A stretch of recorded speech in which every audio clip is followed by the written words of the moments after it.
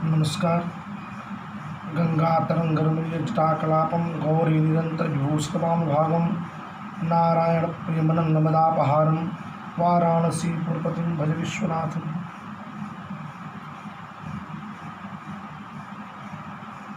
स्नेही सुधीजन, पितृपक्ष में मैं आपके सामने उपस्थित हूँ।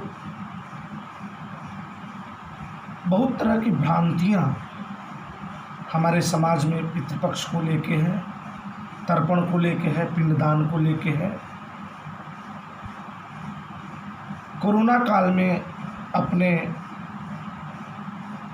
वाराणसी आवास को छोड़कर कुछ दिनों तक मैं जब गांव में प्रवास किया तो यहाँ के लोगों के अंदर की भ्रांतियों को देखकर मैंने सोचा कि आप सबको जो शास्त्रोक्त चीज़ें हैं उसको बता दूं और आप उसे जानें।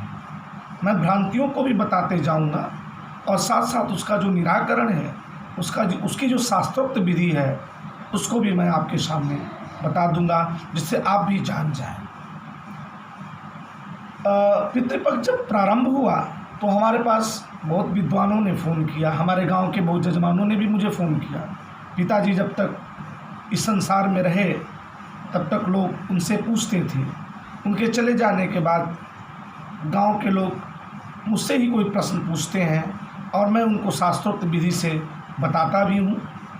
सबसे पहली भ्रांति हमारे सामने उपस्थित हुई कि जिस दिन महालया प्रारंभ हुआ था उस दिन लोग बोले कि एक दिन छोड़कर हमको जल देना है। ऐसा हम लोग बहुत पहले से करते आए हैं, जबकि यह गलत है। 16 दिनों का वह पक्ष होता है।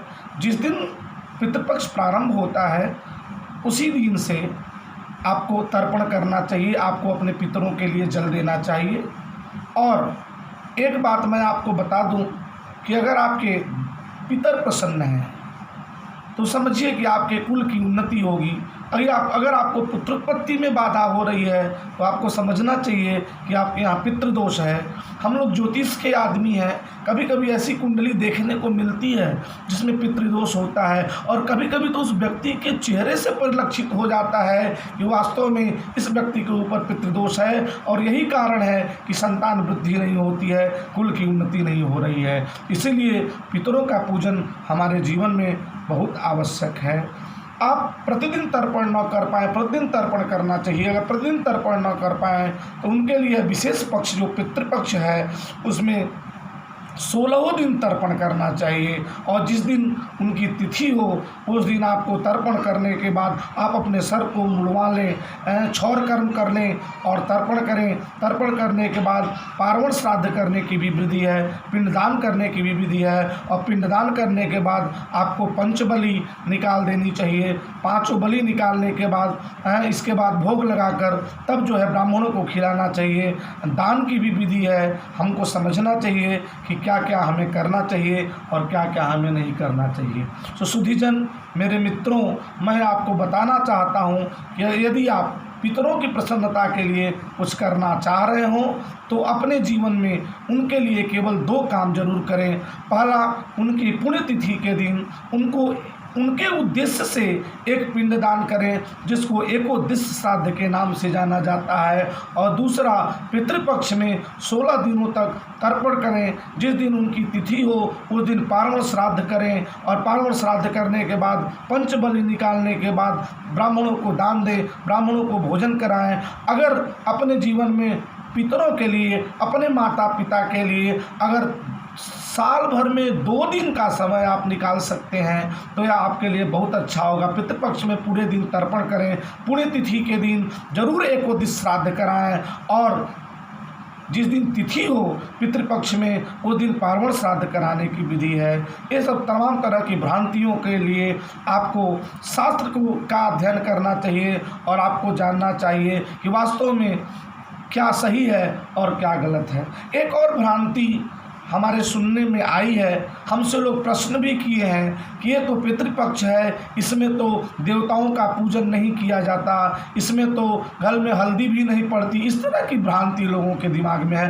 ऐसा कुछ नहीं है। पितृपक्ष में आप देव पूजन भी करिए। देव पूजन तो आपका नित्य का कर्म है। नित्य कर्म में किस तरह की बाधा है, इसलिए आप देव पूजन को कभी न नकारें, आप देव पूजन करें। पितृपक्ष पितरों के लिए विशेष जरूर है, लेकिन कहीं भी देव पूजन का निषेध नहीं है। इसलिए मैं आपसे करबद्ध प्रार्थना करता हूँ, इस तरह की कोई भ्रांति अपने दिमाग में न लाएं और 16 दिन तक तर्पण करें। तर्पण करने के साथ साथ देव पूजन भी करें। देखिए, कोई भी शुभ काम जब आप करते हैं तो अपने पितरों का आवाहन करते हैं, और उस आवाहन को हमारे शास्त्र में नांदी श्राद्ध के नाम से नांदी मुख श्राद्ध के नाम से जाना जाता है।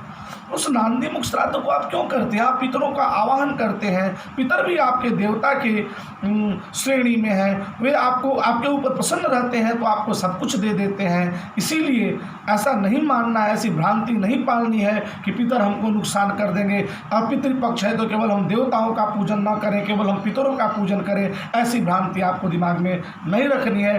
कोई भी शुभ काम करिए, व्रतबंध करिए, यज्ञोपवीत करिए, विवाह करिए, गृह प्रवेश करिए। हम अपने आचार्यों से, अपने शिष्यों से, अपने पंडितों से भी, अपने कर्मकांडी ब्राह्मणों से भी यह अनुरोध करते हैं कि ऐसा कोई भी शुभ काम यदि जजमान के यहाँ घर में कराइए तो नांदी श्राद्ध जरूर करा दीजिए। नांदी श्राद्ध का बहुत बड़ा महत्व है और उससे आपके पितर हमेशा प्रसन्न होते हैं। कोई भी शुभ काम करें तो पितरों के लिए नांदी श्राद्ध करें और पुण्यतिथि पर एकोदिश श्राद्ध करें, और पितृपक्ष में 16 दिन तर्पण करने के समय जिस दिन तिथि हो उस दिन पार्वण श्राद्ध करें तो पितर आपके हमेशा के लिए प्रसन्न रहते हैं। इसमें कोई दुविधा नहीं है, कोई दो राय नहीं है। ऐसा हमारा शास्त्र कहता है और हमें शास्त्र के हिसाब से चलना चाहिए। और भी बहुत तरह की भ्रांतियाँ पितृपक्ष में लोग पूछते हैं। कुछ लोगों ने तो यह प्रश्न किया है कि गुरुजी, हमने तो अपने पितरों को गया में बैठा दिया है, हमने तो श्राद्ध का कार्य पूरा कर दिया है, अब तो हम तर्पण से मुक्त हो गए, हमको तो कोई पिंडदान अब नहीं करना चाहिए, जबकि यह सरासर गलत है। ऐसा कुछ नहीं है। पितर तो आपके हमेशा के लिए आपका कल्याण करते हैं, तो उनको आप हमेशा आप तर्पण करिए। आपने उनको आसन दे दिया, आपने उनको बैठा दिया, तो उसकी बात दूसरी है। आपको तो उनका हर शुभ कार्यों में आवाहन करना है। इसलिए उन भाइयों को मैं बताना चाहता हूँ जिन्होंने गया श्राद्ध कर दिया हो, जो कहते हैं कि हमने अपने पितरों को बैठा दिया है, उनको भी 16 दिनों तक तर्पण करना चाहिए। पिता की तिथि के दिन पार्वण श्राद्ध करना चाहिए और पिता की पुण्यतिथि पर एकोदिश श्राद्ध जरूर करना चाहिए।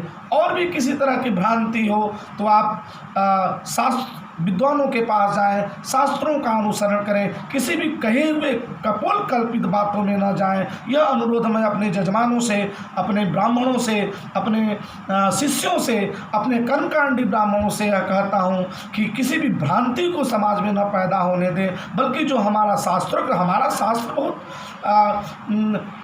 श्रेयस्कर है, हमेशा कल्याणकारी है, हमेशा अच्छी बातों को बताता है। इसलिए आप शास्त्र को माने और शास्त्र के अनुसार कोई भी कार्य करें, किसी भी भ्रांति को समाज में न फैलने दें। और उसके निराकरण के लिए हम लोग अध्ययनरत हैं, हम लोग हमेशा कार्य करते हैं। आप सभी को मेरा प्रणाम और इस पितृपक्ष में सभी पितरों को मेरा वंदन, अभिनंदन, नमस्कार।